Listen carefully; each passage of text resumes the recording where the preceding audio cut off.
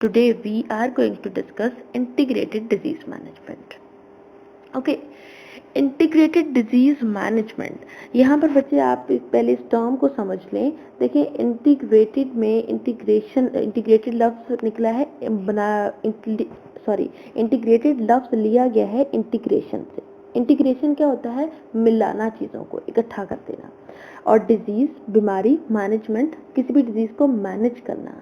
मतलब किसी को बीमारी हो गई है तो आप उसको ख़त्म करने के लिए, आप उसको रोकने के लिए, आप उसको कंट्रोल करने के लिए, ये सारी चीज़ें मैनेजमेंट में आ जाती हैं।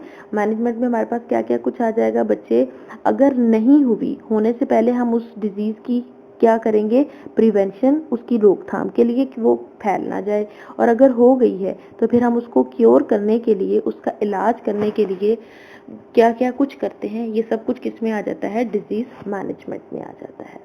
तो इंटीग्रेटेड का मतलब मैंने आपको बताया कि कंबाइन कर देना, मिला देना, ठीक है, या कॉम्बिनेशन।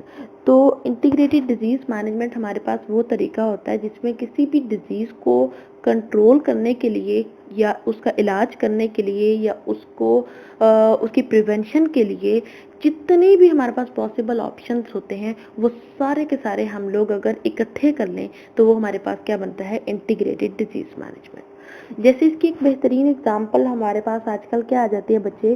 कोरोना वायरस, कोविड-19, जिसको फैलने से बचाने के लिए वो कहते हैं हम सबसे पहली स्ट्रेटेजी इस्तेमाल करते हैं सोशल डिस्टेंसिंग। हम अपने घरों में रहते हैं, हम एक दूसरे के साथ ताल्लुक नहीं रख रहे, एक दूसरे के साथ मिल नहीं रहे। फिर दूसरे हम ये काम करते हैं कि हम हर वक्त हर 20 मिनट के बाद अपने हाथ सैनिटाइज करते हैं या उनको किसी भी सोप से वॉश करते हैं। फिर हम फर्दर क्लीनिंग का बहुत ख्याल रख रहे हैं। हम बाहर लोगों वाली जगहों पर, रश वाली जगहों पर नहीं जा रहे। और फिर अगर किसी को हो जाए तो फिर उसको फौरन से हॉस्पिटल में एडमिट करवाया जाता है, उसका हर पॉसिबल तरीके से इलाज किया जाता है। तो ये सारे के सारे जो एक डिजीज को कंट्रोल करने के लिए ये जितने भी तरीके हैं, इन सबको इकट्ठे करके इस्तेमाल करना क्या कहलाएगा? इंटीग्रेटेड डिजीज मैनेजमेंट कहलाएगा। तो इसकी डेफिनेशन देख लेते हैं बच्चे। Okay, effective control of a particular disastrous disease or all the common diseases of a plant can be achieved by using all relevant appropriate methods of disease control। उन्होंने कहा कि किसी भी particular disease को control करने के लिए by using all relevant appropriate methods of disease control, disease control के जितने भी हमारे पास रेलिवेंट अप्रोप्रिएट मतलब मुनासिब तरीके होते हैं उन सबको इस्तेमाल कर लेना क्या कहलाता है? इंटीग्रेटेड डिजीज मैनेजमेंट कहलाता है। Such an approach of disease control is called integrated disease management. ठीक है, तो नाम से आपने याद रखना है कि डिजीज, किसी भी डिजीज को मैनेज करने के लिए, किसी भी डिजीज को कंट्रोल करने के लिए all possible and appropriate methods को यूज करना क्या कहलाता है? इंटीग्रेटेड डिजीज मैनेजमेंट कहलाता है। जैसे बच्चे अगर आप नीचे डायग्राम देखो तो यहाँ पर आप देखोगे इंटीग्रेटेड डिजीज मैनेजमेंट के ये कंपोनेंट्स इन्होंने बताए हुए, ये सारे इसके हमारे पास क्या हैं? कंपोनेंट्स हैं। अब यहाँ पर आप देखो तो ये पहले हम डिस्कस कर लेते हैं कौन से वाला बच्चे? Chemical control methods. कि अगर किसी को कोई, फॉर एग्जांपल अगर किसी को कैंसर हो गया है तो उसके कैंसर को ख़त्म करने के लिए केमिकल कंट्रोल मेथड इस्तेमाल किया जाता है। मतलब उसको डिफरेंट किस्म की मेडिसिन दी जाती हैं। फिजिकल कंट्रोल मेथड, उसकी सर्जरी करके उसके कैंसर वाले पार्ट को रिमूव कर दिया जाता है। तो ये हमारे पास किस में आ जाएगा बच्चे? फिजिकल कंट्रोल मेथड में। ठीक है, उसके अलावा यहाँ पर होस्ट रेजिस्टेंस इसके अंदर इस्तेमाल हो जाएगा। होस्ट रेजिस्टेंस में क्या है? वो उस आदमी, उस इंसान जिसको कैंसर हुआ है उसके अंदर कुव्वते मुज़ाहमत, जो उसकी इम्यून सिस्टम है उसको बढ़ाने की कोशिश करते हैं। अक्सर कैंसर के पेशेंट्स को आपने देखा होगा बहुत सारी ऐसी मेडिसिन भी दी जाती हैं, प्लस उनकी डाइट बहुत अच्छी की जाती है ताकि उनका इम्यून सिस्टम स्ट्रांग हो और वो खुद से इसके अगेंस्ट कुछ हद तक लड़ सके और इसका मुकाबला कर सके। ठीक हो गया। तो ये देखें, हमारे पास एक कैंसर के इलाज के लिए पहले तो उसका इम्यून सिस्टम, उसकी होस्ट की रेजिस्टेंस बढ़ाई जाती है। फिर उसको मज़ीद कंट्रोल करने के लिए उसको डिफरेंट किस्म की मेडिसिन दी जाती हैं। फिर उसके उस पार्ट को सर्जरी के ज़रिए से रिमूव कर दिया जाता है। फिर उसके बाद उसके ऊपर उस पार्ट के ऊपर क्या डाली जाती हैं बच्चे, रेडिएशंस डाली जाती हैं, जिसको हम रेडियोथेरेपी भी कहते हैं। ठीक है, तो ये देखें, एक डिजीज़ के इलाज के लिए हमने ये डिफरेंट 4 अप्रोचेस जिनको यहाँ पर मैंने डिस्कस किया है, 1, 2, 3 और ये हमारे पास क्या हो गया 4। तो इन 4 अप्रोचेस को इकट्ठे इस्तेमाल करना क्या कहलाएगा, इंटीग्रेटेड डिजीज मैनेजमेंट कहलाएगा। ठीक हो गया, ये इंपॉर्टेंट शॉर्ट क्वेश्चन है, आपसे पूछा जा सकता है। नेक्स्ट हमारे पास आ जाता है बच्चे हाइड्रोपोनिक कल्चर टेक्निक। ऑब्वियसली ये भी आपसे शॉर्ट क्वेश्चन में पूछा जा सकता है और ये भी बहुत ही आसान सा है बच्चे। हाइड्रो जहाँ भी लफ्ज आएगा उसका मतलब क्या है, यहाँ बात होगी किसकी, वाटर की। तो अब इसे आपने आराम से इसको याद रख लेना है। कहते हैं soil is a complex medium, it is almost impossible to conduct experiments on nutrient requirements of plant by growing them in soil. कि जो हमारी सॉइल है वो खुद बहुत ही कॉम्प्लेक्स एक मटेरियल है। कॉम्प्लेक्स मटेरियल का मतलब ये है कि उसके अंदर बच्चे कोई एक नहीं, सैकड़ों मिनरल्स, सैकड़ों सॉल्ट्स और डिफरेंट किस्म के न्यूट्रिएंट्स पाए जाते हैं। हमारी सॉइल में फास्फोरस है, कैल्शियम है, मैग्नीशियम है, नाइट्रोजन है, पोटाशियम है, जिंक है, आयरन है, मतलब बहुत ज़्यादा सारे न्यूट्रिएंट्स हैं। तो हम नहीं उसके ऊपर उस सॉइल के अंदर एक्सपेरिमेंट्स जब हम करते हैं तो हमारे पास रिजल्ट्स उतने एक्यूरेट नहीं आते। क्योंकि बच्चे देखें, फॉर एग्जांपल हमने फास्फोरस की डेफिशिएंसी देखनी है कि फास्फोरस अगर मैं इसको नहीं दूंगी, मेरी सॉइल के अंदर फास्फोरस नहीं है, तो प्लांट के ऊपर क्या इफेक्ट आएगा।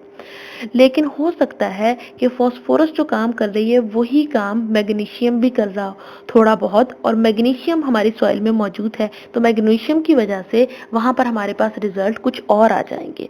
तो इस वजह से सॉइल को एक्सपेरिमेंट्स में यूज़ करना ज़्यादा अप्रोप्रिएट अप्रोच नहीं है, बल्कि साइंटिस्ट कोशिश करते हैं कि कोई ऐसी अप्रोच इस्तेमाल करें जिनमें उन्हें क्लियर कट पता चले कि किस न्यूट्रिएंट के कम या ज़्यादा करने से क्या इफेक्ट आ रहा है। तो उसके लिए उन्होंने एक नई टेक्निक इस्तेमाल की है जिसको हम कहते हैं hydroponic culture technique, is used to test whether a certain nutrient is essential for plant और नॉट। हाइड्रोपोनिक कल्चर टेक्निक को यूज किया जाता है to test whether a nutrient is essential for a plant और नॉट। एसेंशियल ऐसा nutrient होता है बच्चे जिसके बगैर किसी भी चीज़ की ग्रोथ ना हो सके। ठीक है, जिसके बगैर, जैसे फॉर एग्जांपल अगर आप पेपर में बैठ गए हो, आप पेपर गंदा दे के आए हो, तब भी चांसेस हो सकते हैं कि आप पास हो जाओगे। आपका पेपर में बैठना असेंशियल है आपके पास होने के लिए। लेकिन अगर आप पेपर में अपेयर ही नहीं हुए, आप पेपर में बैठे ही नहीं हो, तो बच्चे फिर तो कोई चांस ही नहीं है कि आप पास हो सको। ठीक है, तो वो ये हमारे पास आपका पेपर में बैठना क्या है, असेंशियल केस है। मतलब पास होने के लिए पेपर में बैठना, पेपर में अपेयर होना ज़रूरी है, वरना कोई दुनिया की ऐसी ताकत नहीं है जिसके ज़रिए से आप पास हो सको। इसी तरह से असेंशियल न्यूट्रिएंट्स ऐसे होते हैं जो कि प्लांट की ग्रोथ, प्लांट की नशोनुमा के लिए ज़रूरी होते हैं। अगर वो नहीं होंगे तो प्लांट की ग्रोथ नहीं हो सकती, कोई दूसरा न्यूट्रिएंट्स उसकी जगह नहीं ले सकता। ऐसे न्यूट्रिएंट्स को हम कहते हैं एसेंशियल न्यूट्रिएंट्स। तो कोई भी न्यूट्रिएंट उसको हमने ये चेक करना है कि क्या ये प्लांट की ग्रोथ के लिए ज़रूरी है या नहीं। ये देखने के लिए हम किस टेक्निक को इस्तेमाल करते हैं बच्चे, हाइड्रोपोनिक कल्चर टेक्निक को इस्तेमाल करते हैं। अब देखते हैं इस टेक्निक में होता क्या है। कहते हैं this technique the plants are grown in aerated water to which nutrient mineral salts have been added. आप यहाँ डायग्राम में देख सकते हो बच्चे, ये इन्होंने सारे का सारी, जो अगर मैं डायग्राम को सर्कल करूँ तो ये एयर कंप्रेसर है। एयर कंप्रेसर के ज़रिए ये इसको क्या चीज़ सप्लाई कर रहे हैं बच्चे, ये देखें आप, एयर सप्लाई कर रहे हैं। उसके अलावा यहाँ पर कोई आप देख सकते हो सॉइल, कोई मिट्टी नहीं है, बल्कि ये सारे का सारा इसमें क्या है, वाटर है। मैंने पहले कहा था हाइड्रोपोनिक है, हाइड्रो का मतलब क्या है, वाटर। तो यहाँ पर मिट्टी की जगह पौधों को किस में उगाया जाता है, प्लांट्स की किस में ग्रोथ देखी जाती है, वाटर में। लेकिन वाटर में बाकी न्यूट्रिएंट्स को, वो जितने जितने प्लांट को न्यूट्रिएंट्स चाहिए होते हैं उतने उतने न्यूट्रिएंट्स एग्जैक्ट क्वांटिटी में वो इसके अंदर ऐड कर देते हैं। ठीक है। तो जिस पर्टिकुलर न्यूट्रिएंट को उन्होंने चेक करना होता है कि इसका क्या असर है, उसको वो उस हिसाब से कम या ज़्यादा ऐड करेंगे।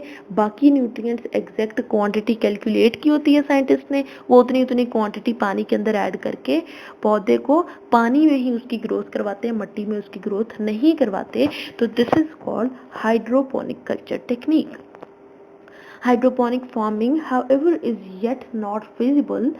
Astronauts may use it for growing vegetables. तो उन्होंने कहा ये अभी तक फिजिबल नहीं है, मतलब इसको हम लार्ज स्केल पर इस्तेमाल नहीं कर सकते, जैसे हम मिट्टी में या सॉइल को इस्तेमाल करते हैं अपनी सारी क्रॉप्स को ग्रो करवाने के लिए। तो वाटर में हम उनको नहीं ग्रो करवा सकते, क्योंकि ये काफ़ी एक्सपेंसिव भी है और काफ़ी कॉम्प्लिकेटेड भी है इस सबको हैंडल करना।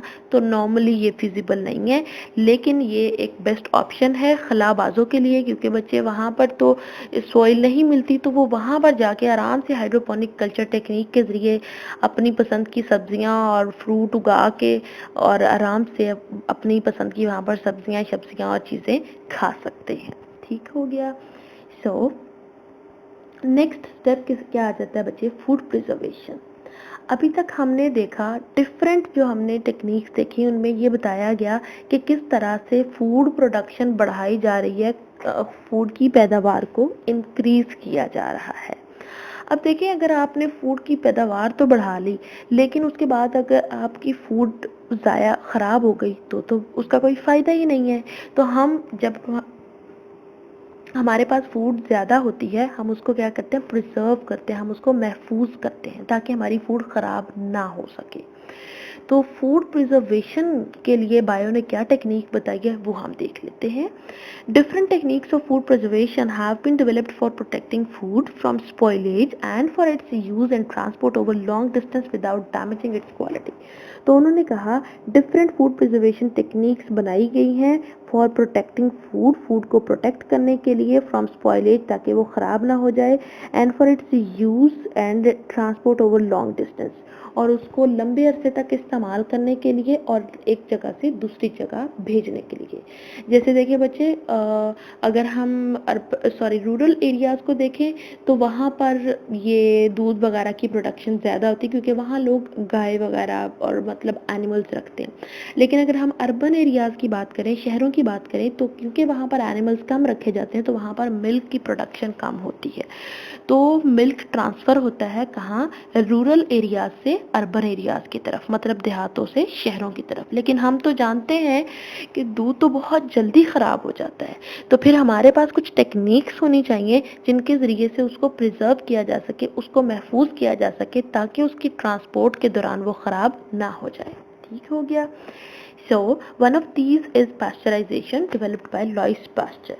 तो इनमें से जो एक मोस्ट इम्पोर्टेंट हमारे पास टेक्निक आ जाती है, दैट इज पास्चराइजेशन, जो कि लॉइस पास्चर ने डिस्कवर की थी, और उसी के नाम पर फिर इसका नाम रखा गया था, दैट इज पास्चराइजेशन। ये भी आपसे शॉर्ट क्वेश्चन में पूछी जा सकती है। सो पास्चराइजेशन में क्या कह रहे हैं बच्चे, pasteurization is a heat treatment process that destroys pathogenic micro organisms in certain foods and beverages. इसमें किसी भी चीज़ को हीट किया जाता है, फूड को क्या किया जाता है बच्चे, हीट किया जाता है। हीट करने की वजह से उसके अंदर जितने भी जो पैथोजेनिक माइक्रो ऑर्गेनिजम्स होते हैं, वो माइक्रोब जो कि हमारी फूड को स्पॉइल कर देते हैं, ख़राब कर देते हैं, उन सब की हीट करने की वजह से डेथ हो जाती है, वो सब किल हो जाते हैं, जिसकी वजह से हमारी फूड ख़राब नहीं होती। यही रीज़न है बच्चे, अगर हम कच्चा दूध रखें तो वो सुबह रखेंगे तो दोपहर में ख़राब हो जाएगा, लेकिन अगर हम उसी दूध को बॉईल कर लें तो वो दूध आराम से रात तक बिल्कुल ठीक रहता है, क्योंकि बॉईल करने की वजह से हीट मिलती है दूध को, और हीट की वजह से उसके अंदर जो माइक्रोब्स होते हैं उन वो सारे किल हो जाते हैं, और हमारा दूध ख़राब नहीं होता, और वो ज़्यादा टाइम के लिए महफूज हो जाता है। ठीक हो गया। It is being widely used for preservation of milk and milk products. तो पास्चराइजेशन वो टेक्निक है जिसको बहुत ही लार्ज स्केल पर मिल्क और मिल्क प्रोडक्ट्स जैसे दही, चीज़ और बटर वगैरह, इन सब को महफूज करने के लिए इस्तेमाल किया जाता है। तो ये ओवरलुक है, एक ओवरव्यू है पास्चराइजेशन प्रोसेस का, इसको हम देख लेते हैं बच्चे। ये देखिए, अगर आप इस डायग्राम में देखें तो यहाँ से मिल्क एंटर कर रहे हैं, ठीक है। मिल्क एंटर होने के बाद आप देखो मिल्क के अंदर यहाँ पर उन्होंने लिखा हुआ है enzymes pipe, via milk in full working condition, कि अब जो हमने मिल्क एंटर किया इस टैंक के अंदर, तो यहाँ पर आप देख सकते हो बहुत सारे एंजाइम्स मौजूद हैं। ये आप देखो बहुत सारे एंजाइम्स मौजूद हैं और बिल्कुल एक्टिव कंडीशन में हैं, वर्किंग कंडीशन में हैं। फिर उनको क्या किया जाता है, ये आप देखो रेड पोर्शन में बताया गया कि उनको हीट किया जाता है। ठीक हो गया। और हीट करने की वजह से देखो आप नीचे देख सकते हो कि बहुत सारे इसके जो एंजाइम्स हैं वो डीनेचर हो चुके हैं, वो डिस्ट्रॉय हो चुके हैं, किल हो चुके हैं। बहुत थोड़े से इसमें एंजाइम्स या माइक्रोब्स मौजूद हैं और वो भी डीनेचर्ड कंडीशन में, इनएक्टिव कंडीशन में, मतलब कि वो भी अपना काम नहीं कर सकते। फर्दर अगर कोई रह जाता है, क्योंकि कुछ माइक्रोब्स होते हैं जो हीट रेजिस्टेंट होते हैं, जो हीट करने पर भी डैमेज नहीं होते, तो फिर इनको सडनली बहुत ज़्यादा कूल किया जाता है। अब इस प्रोसेस के दौरान जो थोड़े बहुत एक्टिव एंजाइम होते हैं वो फर्दर डीएक्टिव हो जाते हैं। तो इस तरह हम उसमें मौजूद सारे के सारे एंजाइम्स और माइक्रोब्स को डीएक्टिव कर देते हैं। इस वजह से वो हमारे जो मिल्क को या कोई भी प्रोडक्ट जो है उसको ख़राब नहीं कर सकेंगे। So this is an overview of pasteurization process. So बच्चे, these were some methods by which biology has increased food production, ठीक है, and this is a major help for the mankind.